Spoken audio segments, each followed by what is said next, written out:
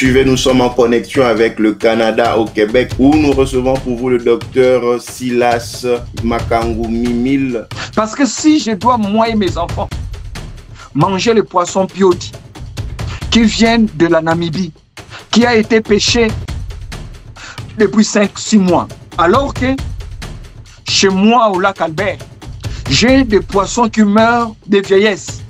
Non. Quelle est la place de l'intelligence, du savoir? Les grandes nations prennent leur programme et elles vont surfer sur le temps. Les grandes nations apprivoisent les temps pour les dompter. Pourquoi je l'ai dit?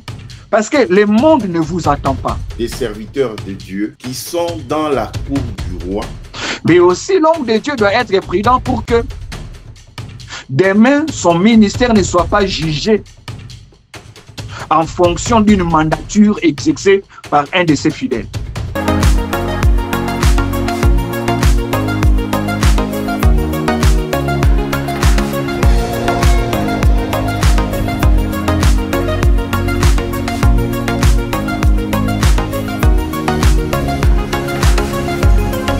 De partout où vous nous suivez, soyez le bienvenu dans votre nouveau numéro de votre magazine depuis les États-Unis d'Amérique où nous serons en connexion avec le Canada au Québec à Berville. Nous avons l'insigne honneur de recevoir pour vous le docteur Silas Mimile Makangu qui est expert en gestion de projet, qui est expert en leadership, qui est le responsable d'une grande église en République démocratique du Congo, qui nous fait l'insigne honneur d'être notre participant depuis le Canada au Québec. Parler du leadership, parler du management. Beaucoup veulent diriger des structures. Beaucoup pensent être à la hauteur, mais qu'en est-il en réalité?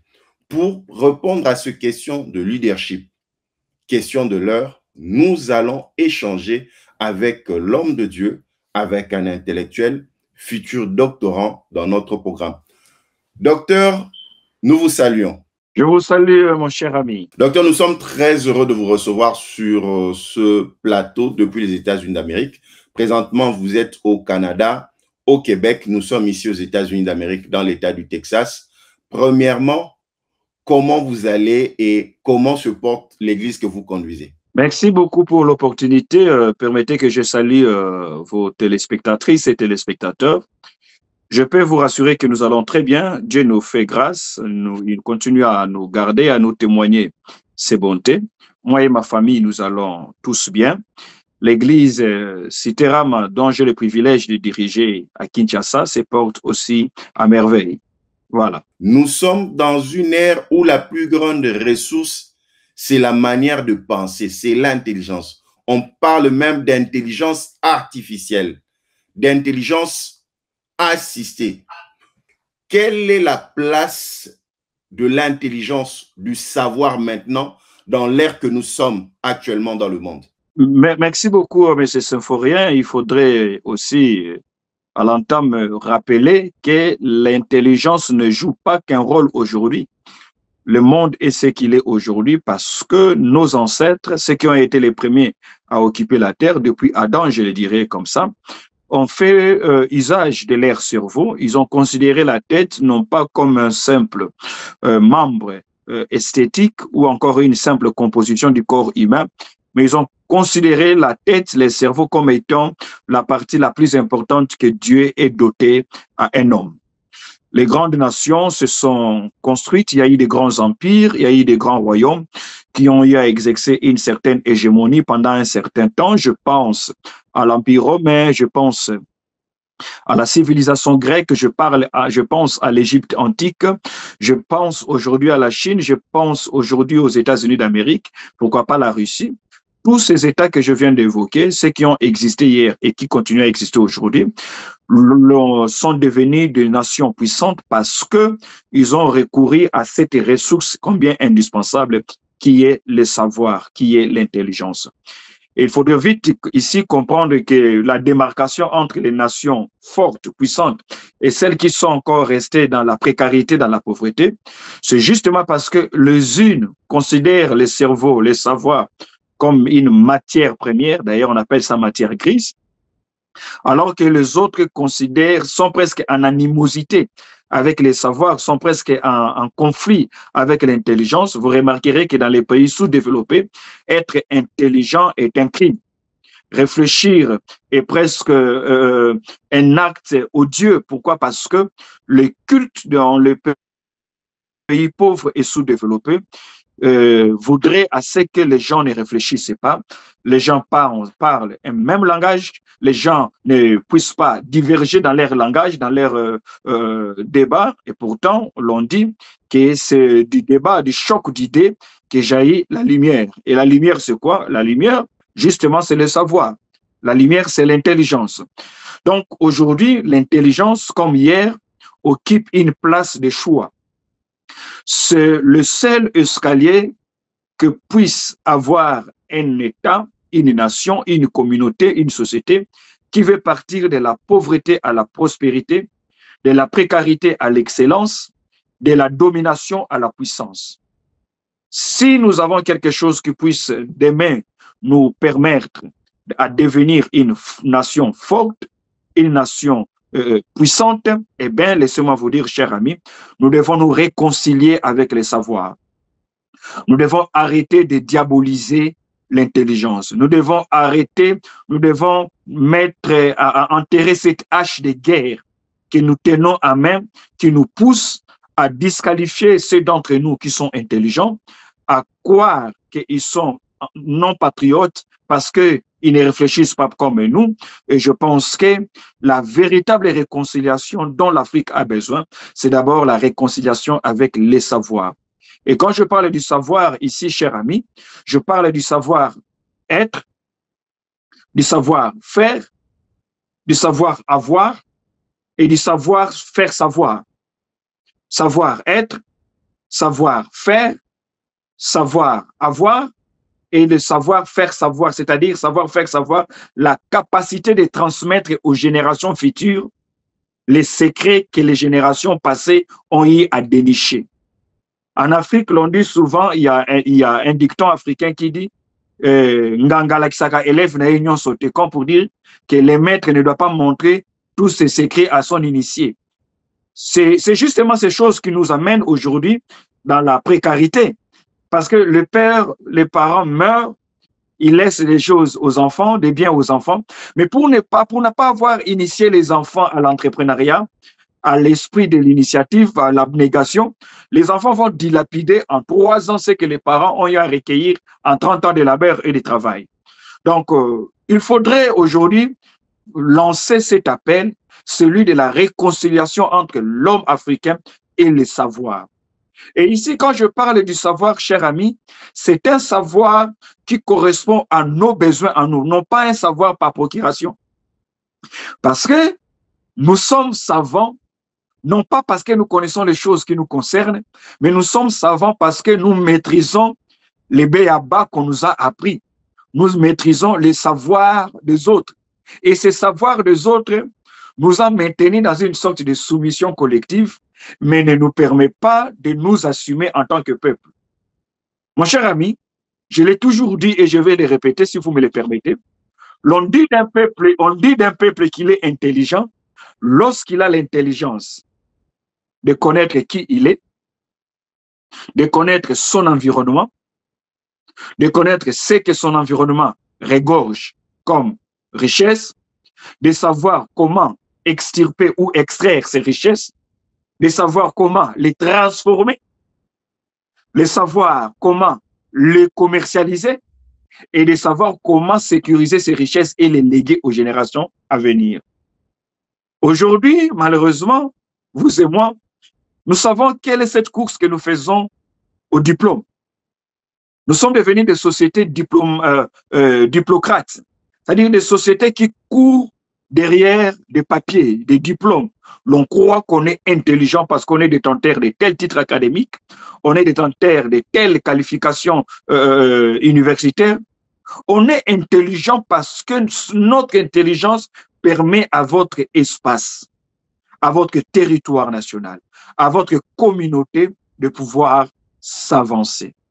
L'intelligence du poisson n'est pas parce qu'il maîtrise les airs et les arbres. L'intelligence du poisson, c'est parce qu'il maîtrise les eaux. L'intelligence de cette bête qu'on appelle le ver de terre n'est pas parce qu'il sait grimper un arbre. C'est parce qu'il sait comment survivre sous la boue, sous la terre. Donc, un peuple est intelligent lorsqu'il peut survivre dans son territoire en puisant ce qui est dans son territoire et en assumant ainsi son indépendance. De partout où vous nous suivez, nous sommes en connexion avec le Canada au Québec, où nous recevons pour vous le docteur Silas Makangu Mimil, expert en leadership, doctorant et responsable de l'église Cité Rama.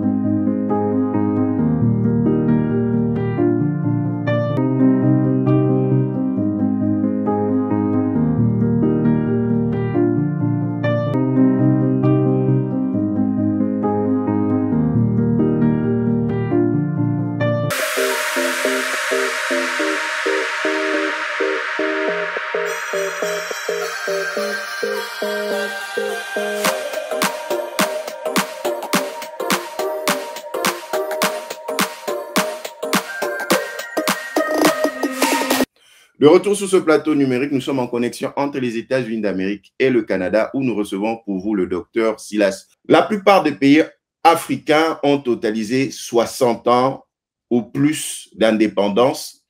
Actuellement, les Africains doivent garder le même langage 60 ans après.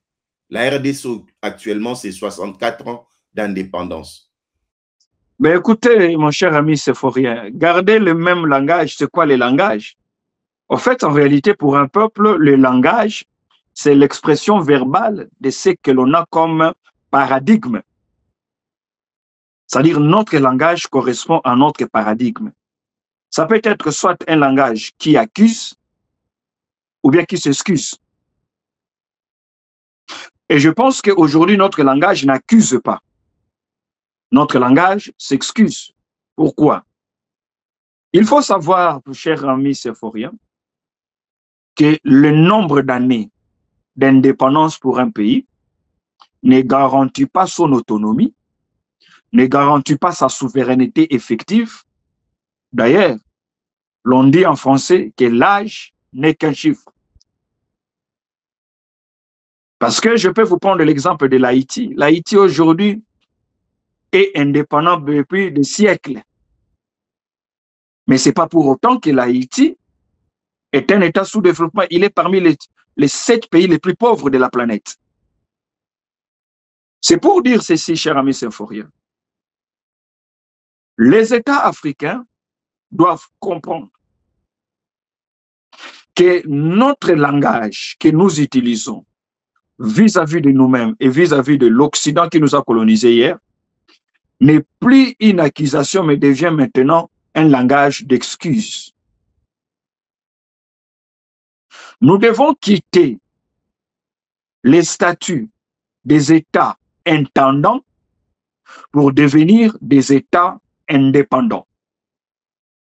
Intendants dans la mesure où nous occupons des territoires, mais nous ne savons pas exercer un management rationnel sur ces territoires. Nous ne savons pas assurer l'intégrité de ces territoires. Aujourd'hui, nous avons encore des États africains qui font sous-traiter leur sécurité. Et un État qui vit dans cette posture ne peut pas aujourd'hui prétendre qu'il est indépendant, mais c'est un État intendant, parce qu'il n'a même pas le droit de décider sur ses ressources. Ce n'est pas lui qui fixe les prix, ce n'est pas lui qui découvre les ressources qu'il a, ce n'est pas lui qui décide. Il faut, quand on ressort ces ressources, il faut l'envoyer à l'extérieur, à l'étranger, pour qu'il soit transformé. C'est ce que j'appelle les États intendants. Or, aujourd'hui, 60 ans après, nous devons réellement démontrer notre capacité à être des États indépendants. Mais être un État indépendant ne voudrait pas dire que nous allons vivre en autarcie. Parce qu'aucun État ne peut se suffire par lui-même, même pas les États-Unis, même pas la Chine. Si aujourd'hui la Chine a mis en place son grand projet de la route de soie, c'est parce que la Chine comprend qu'elle ne peut pas être réellement une nation puissante, émergente, et devenir la superpuissance comme elle voudrait l'être à l'horizon 2100, si elle ne compose pas avec les autres nations. Parce que un État est développé, un État est puissant, aussi par rapport aux autres. Si on est le seul État à exister, on ne serait pas un État puissant. On est un État puissant parce que les autres États sont pauvres ou sont faibles. Voyez-vous? Alors, ce qui signifie, mon cher ami, 64 ans après, nous devons nous poser la question, que sommes-nous devenus? Que sommes-nous devenus? Mais vous remarquerez que nous aurons du mal à répondre à cette question, simplement parce que c'est faux rien. Au préalable, dès le départ, nous n'avions jamais défini exactement ce que nous voudrions être après l'indépendance. Pourquoi avions-nous cherché à être indépendants? À quoi servait notre indépendance? Est-ce que l'indépendance est un événement isolé ou bien l'indépendance pour nous était le début d'un processus? Qu'avons-nous décidé d'être après 30 ans, 50 ans, 100 ans d'indépendance? Mon cher ami, la vitesse n'a pas d'importance lorsque la destination n'est pas connue. Lorsque je ne sais pas où je vais, ça ne me sert à rien d'accélérer.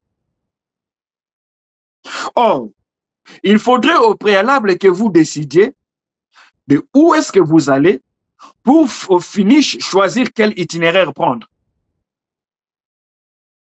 Donc, l'itinéraire à prendre ne peut pas être voté, adopté avant la destination.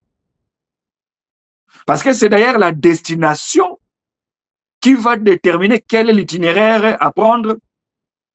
C'est la destination même qui va déterminer quel est le moyen de transport, de mobilité à prendre. Est-ce que je prendrai par la voie fluviale? Est-ce que je vais emprunter la voie fluviale? Je vais emprunter les airs, je vais emprunter l'autoroute ou bien je vais faire les pieds.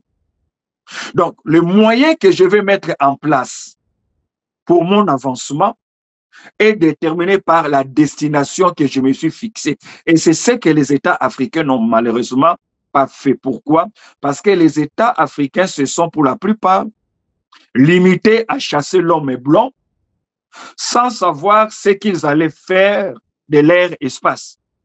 Voilà pourquoi l'on est parti de la colonisation vers les nouveaux, la néocolonisation. Dans la colonisation, lorsque les Blancs est venu chez nous au 15e, 16e siècle avec la traite négrière, les Blancs est venu en utilisant la force, la violence. Il a utilisé les armes. Il a emporté nos grands-parents de force. Il les a menottés, il les a liés de chaînes et les a menés à traverser l'Atlantique. Mais après l'indépendance, dans la néocolonisation, ils ne sont pas venus avec des armes. Ils sont venus avec des partenariats. Et certains de ces partenariats, de ces coopérations bilatérales, c'est nous qui sommes allés les rechercher. Pourquoi? Parce que nous étions presque bloqués, ne sachant pas quoi faire. Et on appelait ça l'aide aux pays sous-développés. Voyez-vous? Pourquoi? Parce que dès le départ, nos pères fondateurs, nos pères de l'indépendance, n'ont pas décidé de ce qu'ils allaient devenir. Qu'allons-nous faire? Comment y arriver? qu'avons-nous comme ressources? Avec quel État allons-nous coopérer pour matérialiser cette vision de l'indépendance? C'est comme ça qu'au lieu de devenir véritablement des États indépendants, la plupart des États africains sont restés des États intendants. Il faudrait que les autres viennent observer pour que l'on juge si vos élections sont crédibles ou pas. Il faudrait que les autres viennent chez vous pour vous former, vos sous-officiers et officiers militaires.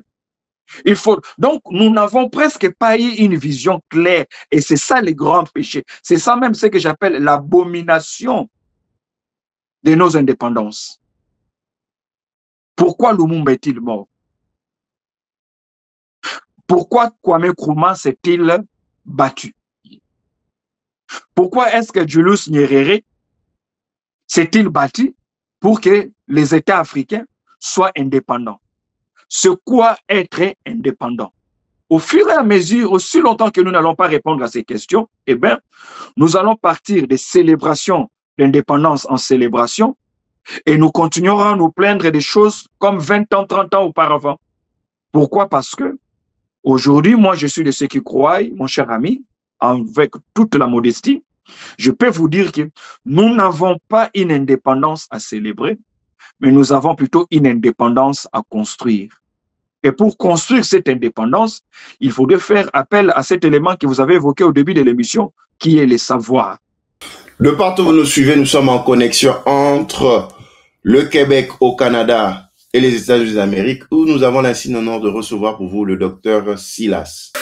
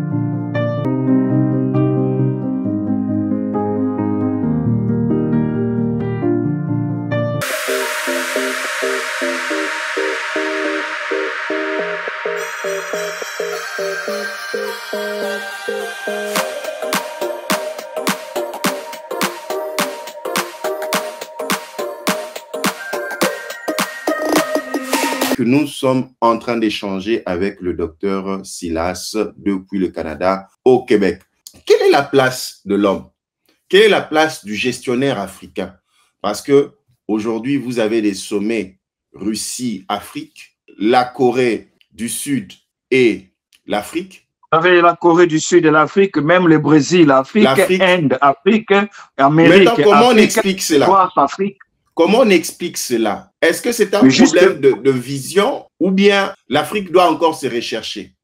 L'Afrique se recherche. L'Afrique se recherche. Mais ce n'est pas parce qu'on se recherche qu'on va finir par se retrouver. On cherche un meilleur partenaire, la Russie, pour aider. Est-ce qu'il y a un État qui peut aider les Africains? Un État en dehors de l'Afrique qui peut aider les Africains à se développer? Aujourd'hui, on parle de la Russie. Il n'y a aucun État qui peut aider les Africains. Le peuple se libère par soi-même, le peuple s'affranchit par soi-même. Toute libération qui se fait en votre faveur, sans vous, n'est pas une libération. C'est juste un transfert de domination. Voilà pourquoi aujourd'hui, vous écouterez, par exemple, vous entendrez l'intellectuel africain, les universitaires africains, voudrais-je dire. Non, nous sommes fatigués des Occidentaux, nous ne voulons plus de la France, nous ne voulons plus de l'Amérique, maintenant nous voulons nous tourner vers la Chine, nous voulons nous tourner vers l'Inde, nous voulons nous tourner vers la Russie. Donc, en fait, c'est le cri du dominé qui ne veut plus de ce dominant, non pas pour être libre, non pas pour recouvrer sa liberté, mais pour changer de maître. L'Afrique doit se libérer par soi-même. L'Inde n'a pas eu besoin de la Chine pour la libérer. Le Brésil, aujourd'hui, qui est en train de s'émanciper jusqu'à devenir un des acteurs majeurs du BRICS, n'a pas eu besoin des États-Unis ni de la France pour se libérer. Aussi longtemps que nous allons continuer dans la politique du tutorat, chercher qui va être le nouveau tuteur, eh bien, génération après génération, l'Africain continuera à se plaindre des mêmes faits. Et demain, on va se plaindre de la Russie, on va se plaindre de l'Inde, on va se plaindre du Brésil. Pourquoi? Parce que nous n'avons pas compris que le devoir pour chaque peuple, c'est celui de s'assumer d'abord. Je reviens à votre question. Le problème, c'est lequel? C'est un problème de vision. Je vous ai dit, la vision, c'est de savoir où l'on va et on va faire quoi. C'est un problème d'acteur, leadership. Tout homme, faute de leadership, tout se relève grâce au leadership. Nous n'allons pas inventer la roue. Notre plus grand mal, notre plus grande faiblesse, c'est l'absence d'un leadership clairvoyant au niveau de l'Afrique. Mais l'Africain parle qu'ils ont des grands leaders, des leaders de masse. Eh bien, écoutez, je ne parle pas de la popularité. Ne confondez pas popularité et leadership. Ne confondez pas célébrité et effectivité. Nous avons eu des hommes très célèbres, très populaires, mais qui ne savaient pas où ils allaient nous amener. Parce que leur réflexion s'est limitée à leur métier au pouvoir. Leur laboratoire ne réfléchissait que sur comment remporter les prochaines élections. Comment modifier la Constitution. Pourquoi? Parce qu'effectivement, le péché contre le leadership, c'est lorsque les leaders pensent que tout va s'écrouler si lui n'est pas là. Le péché d'un leader, c'est de croire que tout s'écroulera si lui n'est pas là. C'est pour cela que Mobutu avait dit après lui, ça sera le déluge, par exemple. Bon, Mobutu a dit ça, après lui, ça sera le déluge, mais je crois qu'il faudrait aussi replacer les propos de Mobutu, sans vouloir faire l'avocat du diable, sans vouloir l'exonérer. Il faudrait aussi placer les propos de Mobutu dans son contexte. Mobutu a dit qu'après moi, ça sera le déluge. J'ouvre rapidement une parenthèse. C'est parce que on lui a dit, par des sources sûres à l'époque, que la CIA avait un plan de partition de son pays.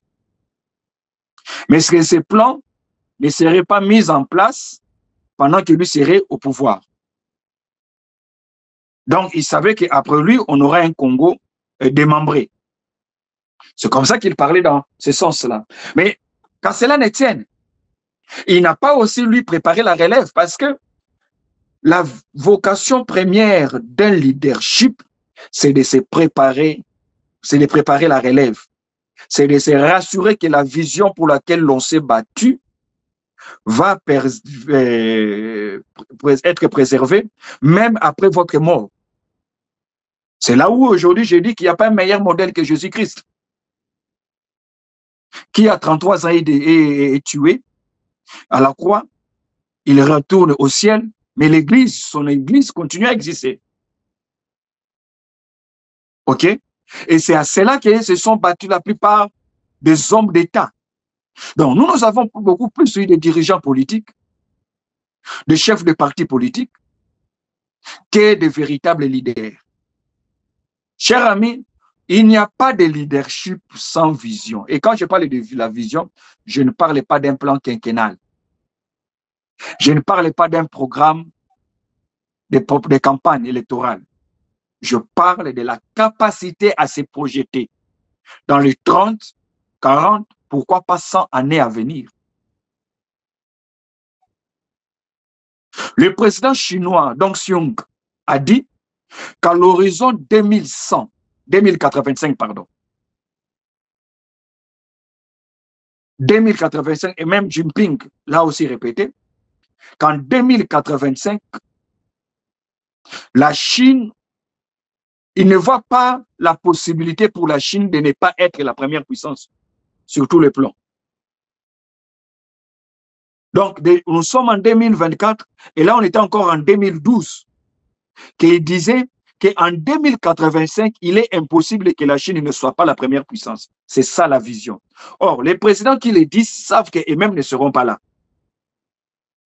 Malheureusement, les présidents africains, pour la plupart, nous ne réfléchissons qu'en termes de mandature. En termes de mandature, avec qui on va gouverner. Il faudrait plutôt penser comment la nation sera gouvernée après moi. Même si c'est l'opposition qui prenait le pouvoir, quelles sont les mesures, les garde-fous que je suis en train de mettre en place pour que les valeurs pour lesquelles je me suis battu aujourd'hui ne soient pas reléguées au second rang? Donc, le grand problème que nous avons, mon cher ami, c'est un problème dont le capital humain pose problème. Le problème, c'est que nous avons laissé le temps au temps. Nous nous sommes dit que le temps serait en notre faveur. Nous nous sommes dit que le temps nous aiderait. Nous nous sommes dit qu'avec le temps, les choses s'amélioreraient. Non, on ne laisse pas le temps au temps. Les grandes nations créent le temps. Les grandes nations prennent leur programme et elles vont surfer sur le temps. Les grandes nations apprivoisent les temps pour les dompter. Pourquoi je l'ai dit? Parce que le monde ne vous attend pas. Je vous donne un exemple. Vers les années 1985, vous savez qu'à Kinshasa, lorsque quelqu'un était pauvre, précaire et qui n'avait rien à manger, on lui disait c'était un Éthiopien. Mais à l'heure où nous parlons, l'Éthiopie fait partie des pays à l'économie émergente au niveau de l'Afrique. L'Éthiopie est placée en meilleure position pour adhérer aux BRICS avec le Mexique, l'Argentine. Mais aujourd'hui, nous nous retrouvons à la quai. Pourquoi? Parce que nous n'avons pas compris quel est le type de relation que nous devrions avoir avec le temps. Alors que nous attendions voir les choses s'améliorer avec le temps nous a plutôt déshabillés. Le temps nous a exposés. Pourquoi? Parce que nous n'avons pas fait dans le temps ce qui était convenable en ces temps-là. Et aujourd'hui, nous sommes obligés de passer par Addis Abeba pour voyager. Et vous voyez ce qu'il y a comme flotte aérienne. Vous regardez l'économie. Vous regardez les infrastructures hôtelières. En fait, le problème que nous avons aujourd'hui n'est pas un problème de combien d'années, depuis que nous sommes indépendants, ça fait combien d'années. Mais qu'avons-nous fait de ces années? Qu'avons-nous construit? Nous avons préféré construire des infrastructures en lieu et place de construire des hommes. Les infrastructures ne construisent pas des hommes, mais ce sont les hommes qui conçoivent et construisent les infrastructures. Or, dans la construction des infrastructures, les nations sérieuses savent que la suprastructure, c'est l'homme. Pourquoi je dis l'homme? Parce que nous avons des êtres humains, nous avons des citoyens. Nous avons une population, pardon. Maintenant, il faut bien faire de cette population-là une masse de citoyens. Par la citoyenneté. Nous avons des enfants qui naissent tous les jours dans nos maternités. Ce sont les familles qui donnent à la République des fils et des filles. Mais c'est le devoir de la République de faire de ces fils et des filles un capital humain. Et comment on va le faire? On va le faire essentiellement en élaborant un système éducatif qui correspond à nos aspirations. Pourquoi? C'est pour rien. L'école existe pour équiper les fils et les filles afin que ceux-ci construisent la vision que les pères fondateurs ont élaborée. Donc, avant de décider à quoi ressemblera l'école du Congo, il faudrait qu'on ait la maquette de ce à quoi ressemblera le Congo dans 70 ans, dans 100 ans. Maintenant, qui va faire cette maquette-là? Qui va élaborer cette maquette? C'est le leadership, l'élite. Et ici, je parle de l'élite dans sa dimension plurielle. Je ne parlais pas que de l'élite politique. Toi et moi, ce que nous sommes en train de faire, quand nous évoquons ces choses ici, c'est aussi pour nous une façon de contribuer parce que nous ne faisons pas que déplorer, mais nous donnons aussi des pistes de solutions. C'est ça le travail intellectuel, spirituel qu'est censé faire l'élite d'un pays, son intelligentsia. Maintenant, le personnel politique, puisque c'est lui qui décide du budget, c'est lui qui décide des affectations, c'est à ce moment-là que lui va dire combien va coûter cette école, en combien d'années allons-nous construire cette école-là. Nous n'allons pas seulement construire des bâtiments sans mener des réformes profondes dans le système éducatif parce que le système éducatif que nous avons a montré ses limites, chers amis. On nous a donné des papiers à la fin du cursus académique, mais on ne nous a pas donné le savoir.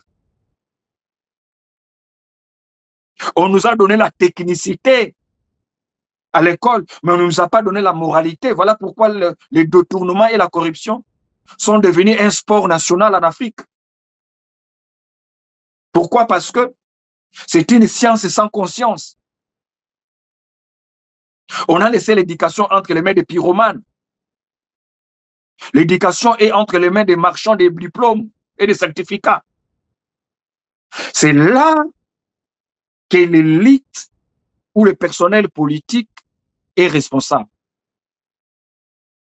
Son rôle, c'est de donner les moyens à la République pour que celle-ci atteigne la destination. Si aujourd'hui nous estimons que la destination n'a pas été fixée, eh bien, c'est à cette génération qu'il faudrait demander le compte. Donc, au lieu d'aller dans des débats, constitution, modifier, changer de constitution, ce sont des comment j'appelle ça? Ce sont des raccourcis. Ce sont des raccourcis. C'est la paresse intellectuelle. C'est trop simpliste. C'est trop simpliste. J'ai le courage de le dire, je m'assume. Le problème n'est pas la Constitution. Le problème, c'est le personnel, c'est le leadership collectif, politique, scientifique, artistique, culturel, religieux, entrepreneurial. Voilà pourquoi aujourd'hui, au Congo par exemple, vous allez vous rendre compte que notre économie est à 85% tenue par les étrangers. Mais ces étrangers, eux, se retrouvent lorsque les Congolais pleurent. Les étrangers sont en train de travailler lorsque le Congolais voit qu'il y a des difficultés. Les étrangers viennent avec leurs propres capitaux. Justement, c'est pour ça qu'on les appelle les étrangers. Parce qu'ils ne sont pas seulement étrangers sur notre sol, ils sont aussi étrangers sur notre sort. Ils ne sont pas qu'étrangers dans notre sol, ils sont aussi étrangers dans notre sort. Pourquoi vous voulez que les étrangers travaillent pour notre bien? Non. Ce n'est pas le rôle de l'étranger, mon cher ami. Nous devons changer de paradigme. Il y a beaucoup d'étrangers aux États-Unis, là où vous êtes. Mais ce n'est pas les étrangers qui tiennent l'économie. Les Américains contrôlent leur économie, malgré son caractère libéral. Ils contrôlent, malgré les caractères capitalistes et libéral, ils contrôlent. Et pourtant, c'est un pays très hospitalier. Même aujourd'hui, un Russe peut venir immigrer aux États-Unis. Ils n'ont pas peur des Chinois. La Chine envoie plus de 400 000 étudiants chinois venir étudier dans les MIT. Donc, il faudrait passer des vieux paradigmes stériles au nouveau paradigme. La responsabilité, c'est au leadership de manière collective. Mais en première position, il faudrait demander des comptes à la classe politique. De partout où vous nous suivez, nous sommes en connexion avec le Canada au Québec, où nous recevons pour vous le docteur Silas. Nous sommes en connexion avec les États-Unis d'Amérique dans l'État du Texas.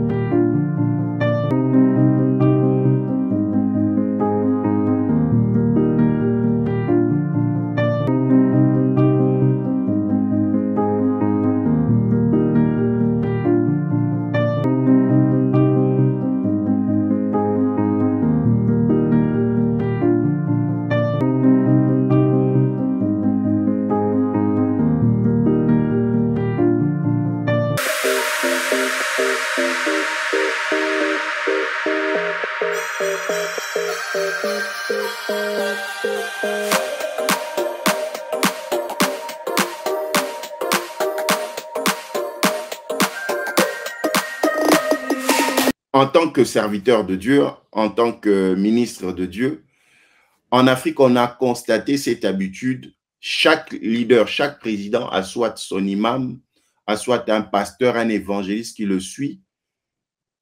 Et puis, ils sont très pratiquants. Vous avez vu la tabaski des présidents musulmans aller.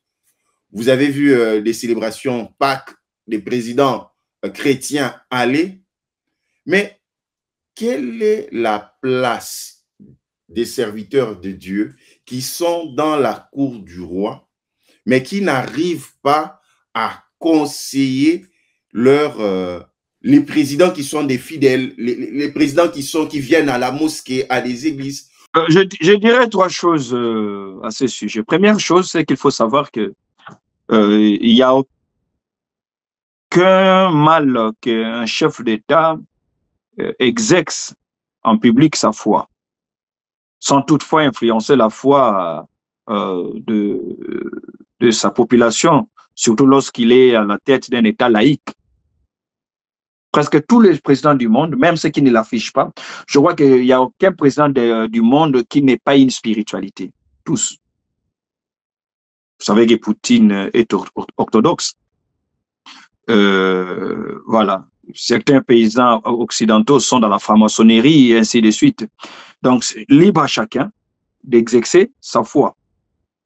Deuxième chose que je dirais, c'est que la plupart des présidents africains, ne vous en faites pas, quand ils affichent publiquement leur allégeance à telle ou telle religion, la plupart, c'est pour des raisons de propagande. Ils savent que l'Africain est très religieux. Ils savent que l'Africain, au nom de la religion, ne va pas juger la gouvernance, ne va pas juger l'injustice. Ils savent que l'Africain, il suffit de lui dire c'est au nom de Dieu. Il va y croire. Et certains ont décidé de procéder à des démonstrations de foi, mais qui n'ont aucune base en termes de communion personnelle entre lui et la foi à laquelle il prétend faire allégeance. C'est pour des raisons électoralistes, c'est pour des raisons de propagande. Troisième chose, le pasteur qui travaille, l'imam qui travaille, le prêtre qui travaille aux côtés du président, il faudrait se poser la question, quel est son statut?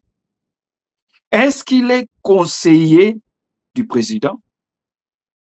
Est-ce que le président le consulte pour des orientations? Parce que, mon cher ami, il ne faut pas oublier une chose.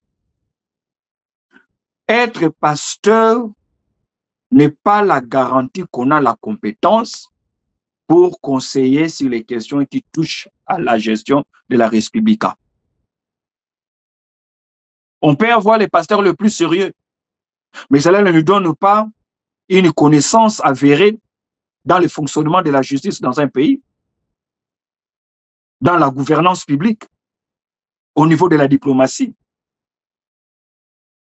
Mais c'est toujours un bonheur pour un chef de l'État d'avoir à ses côtés des hommes de Dieu, éclairés spirituellement, mais aussi détenteurs de connaissances et de compétences susceptibles d'aider ou d'orienter l'action publique que mène le fidèle qui est chef de l'État, qui est Premier ministre, qui est ceci, cela.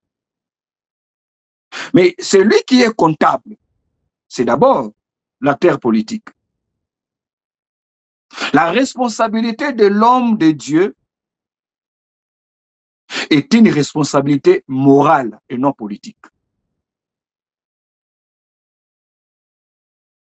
Mais aussi, l'homme de Dieu doit être prudent pour que demain, son ministère ne soit pas jugé en fonction d'une mandature exercée par un de ses fidèles.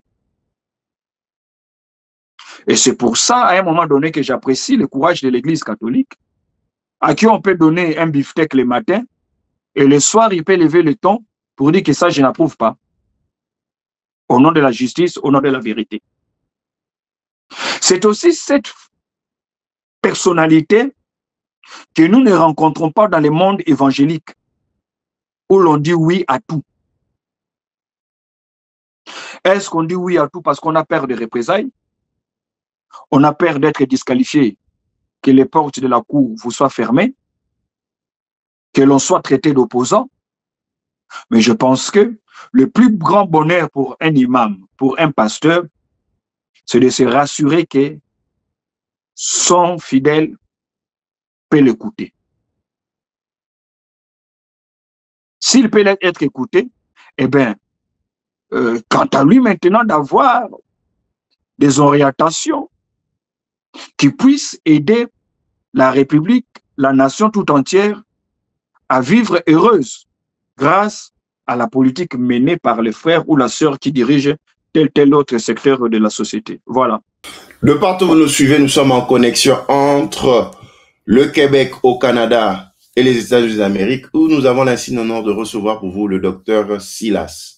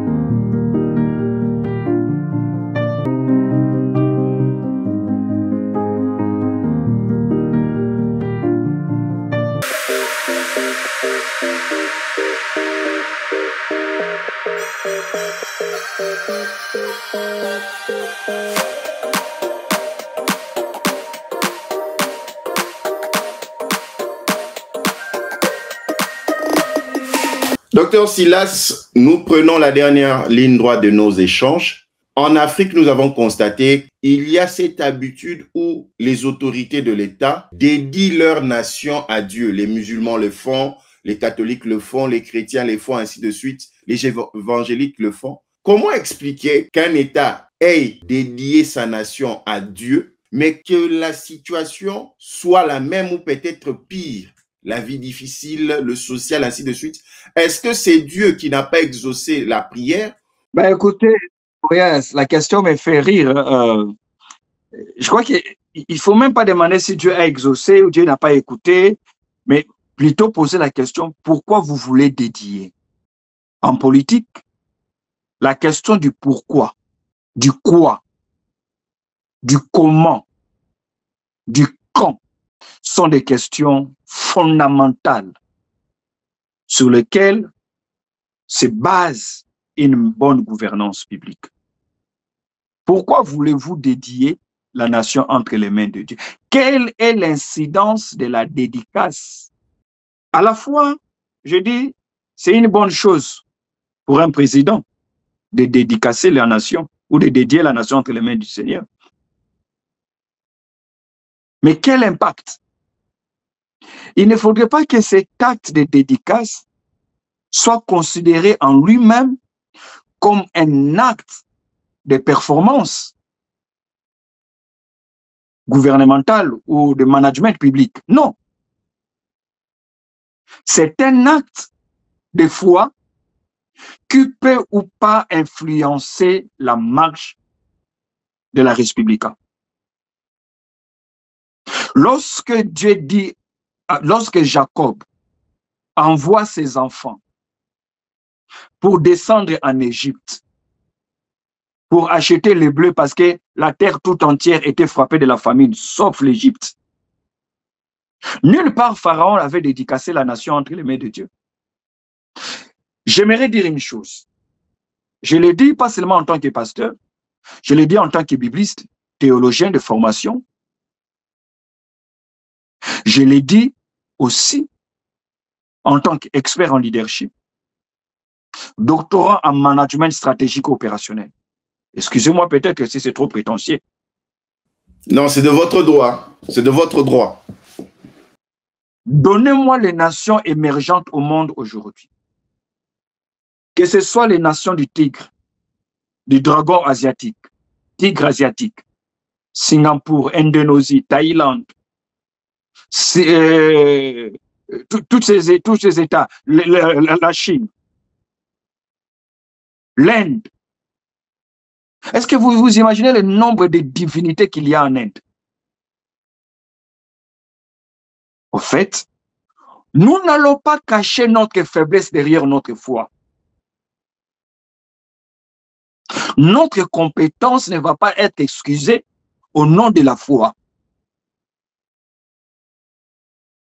Dieu gouverne le monde. Dieu ne gouverne pas les nations. Chaque nation se gouverne en puisant des ressources que Dieu lui a données. Dieu ne donne pas de l'eau à boire aux habitants d'une nation. Non. Il leur donne des fleuves, il leur donne des rivières, il leur donne des océans, de l'eau salée. Mais vous et moi, nous savons que boire l'eau salée est impropre à la digestion, impropre à la consommation. Mais les États sérieux à qui Dieu a donné les océans, puisent l'eau de l'océan, les traitent par la désalisation. Et ils boivent cette eau. Donc, le rôle de Dieu, c'est de nous donner la rivière Ubangi, les lacs Tanganyika, les lacs Kivu, la rivière Kimwenza, Makelele, le fleuve Congo. C'est la régie des eaux. Maintenant, la régie des eaux de nous donner de l'eau à boire. Vous voyez ce que Dieu fait? C'est ça la véritable dédication ou dédicace. Mais on va vous traiter que vous n'avez pas la foi. J'ai la foi comme tu ne peux pas t'imaginer. J'ai la foi. Mais seulement je connais les dieux en qui j'ai foi. Quand il ne vous a pas donné des rivières, il ne vous a pas donné de l'eau, vous vous contentez de la pluie. Mais si malheureusement vous êtes des pays comme le Burkina Faso, la plupart des pays du Sahel, qu'est-ce que vous faites? Vous puisez en profondeur pour avoir l'eau de forage. Pourquoi? Parce que dédier sa nation à Dieu, c'est aussi contourner l'injustice de la nature. Pourquoi le Congo aurait tous ses cours d'eau et le Burkina Faso n'en aurait pas? C'est injuste. Pourquoi le Congo aurait autant de lacs, de fleuves, Mais le Sénégal, le Mali n'en auraient pas. Maintenant, comment dédicacer la nation à Dieu? C'est en contournant l'injustice pour dire, tu ne nous as pas donné de l'eau dans les fleuves et dans les rivières, mais tu les as enfouis à 50 mètres, à 150 mètres de chez, sous nos pieds. Nous allons y descendre pour rendre habitable le pays que tu nous as donné. C'est faire comme Dubaï, les Émirats arabes unis. Refouler les déserts.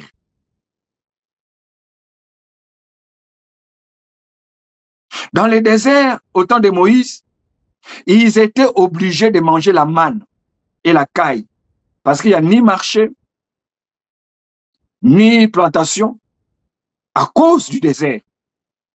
Mais aujourd'hui, vous allez dans les déserts. L'Égypte est en train de construire la nouvelle ville dans les déserts. C'est ça qu'on appelle dédicacer la nation entre les mains de Dieu. Donc, moi j'aime le fait qu'on dédicace la nation à Dieu. Mais il faudrait que les pasteurs disent aussi aux dirigeants. Donc, c'est pas que je manque la foi. J'ai la foi, mon cher ami. J'ai la foi. J'ai la foi en Dieu. Mais je voudrais aussi avoir la foi en l'homme que je suis. Pour que cet homme n'aille pas à rougir devant le bon Dieu. Pour que cet homme que je suis ne redonne pas au bon Dieu le pays à l'état où il me l'a donné. Parce que si je dois, moi et mes enfants, manger le poisson piodi qui viennent de la Namibie,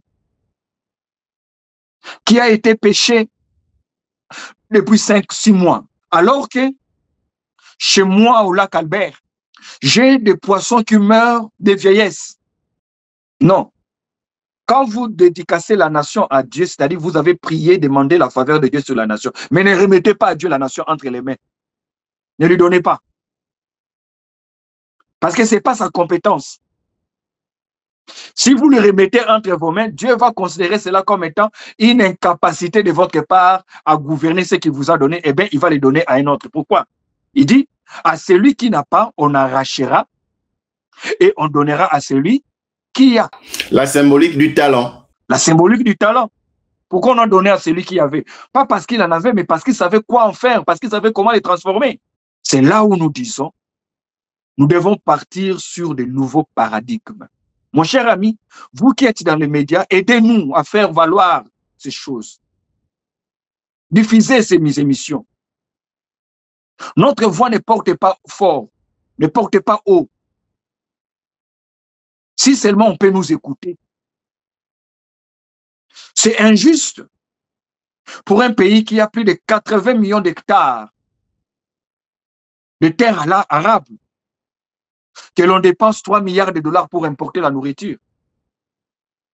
C'est là où je parlais d'un État intendant et non un État indépendant. Donc, l'Africain prie. Mais il faudrait que la prière de l'Africain soit une prière de communion avec Dieu. Et non pas une prière qui lui permette de fuir ses responsabilités. C'est possible. C'est possible que ça change. C'est possible qu'on fasse de ces pays, de nos pays africains, de l'Afrique tout entière, un oasis. Si la pluie ne nous donne pas l'eau, creusons. Creusons. Mais dans l'entretemps, comprenons que les responsabilités sont à partager. L'homme d'église, l'homme politique, l'acteur scientifique, l'entrepreneur, les hommes des médias. Quelles sont les émissions les plus suivies par la jeunesse africaine? Je ne vous pose pas une question parce que ce n'est pas mon rôle. Mais essayez de voir, mon cher ami, allez sur Facebook, allez plutôt sur TikTok, sur YouTube, regardez quelles sont les émissions les plus suivies. Et quel est le contenu de ces émissions? Parce qu'aujourd'hui, les médias sont des industries de transformation de pensée et de mentalité, positivement ou négativement. Heureuse la nation dont l'Éternel est Dieu. Heureuse la nation dont l'Éternel est Dieu.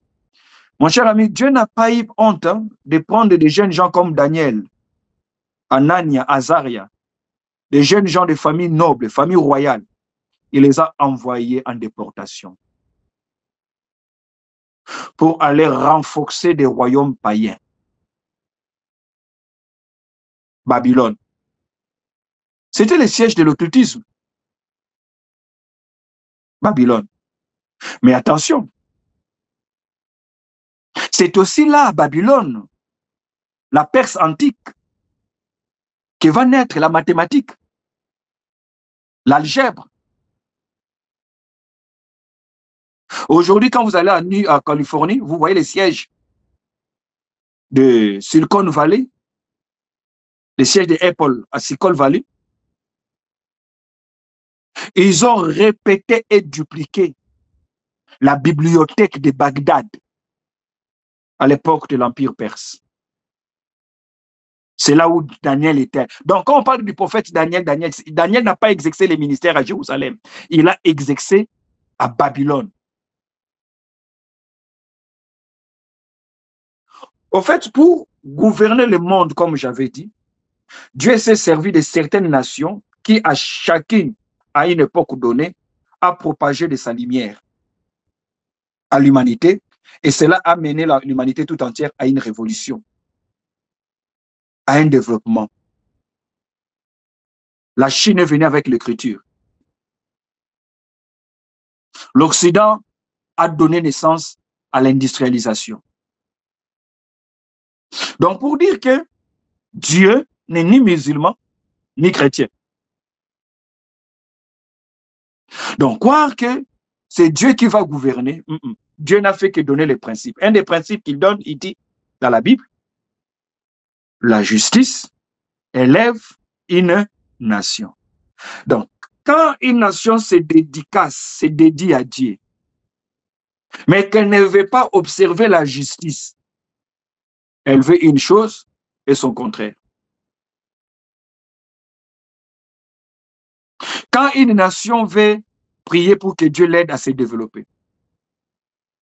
alors que Dieu dit par la bouche d'un roi, c'est un roi qui parle, Salomon, Ecclésiaste 10, il dit, tout travail procure de l'abondance. C'est un roi, c'est pas un prophète, c'est un roi. C'est le même roi qui dit que la justice élève une nation. Donc, la Bible est un ouvrage de gouvernance.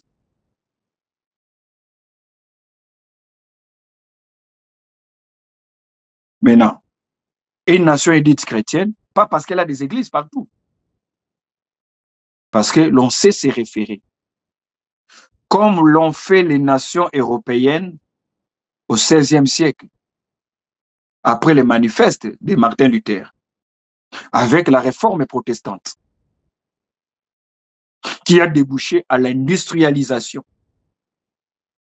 Et vous remarquerez que les nations qui étaient devenues protestantes ont connu un développement beaucoup plus rapide que celles qui étaient restées catholiques. Il y a eu une démocratisation du monde de la littérature. Donc, je continue à prier pour notre pays, je continue à prier pour l'Afrique, je continue à prier pour les chefs de l'État, je continue à prier que Dieu place à ses côtés des hommes achevés, qu'il lui fasse comprendre que sa faiblesse n'est qu'une. C'est l'espoir qu'il a suscité. C'est ça sa faiblesse. Il a tellement suscité de l'espoir que les gens ne le jugent pas en fonction des opportunités, de ce qui a été fait ou de ce qui n'a pas été fait, mais on le juge en fonction de l'espoir qu'il a suscité.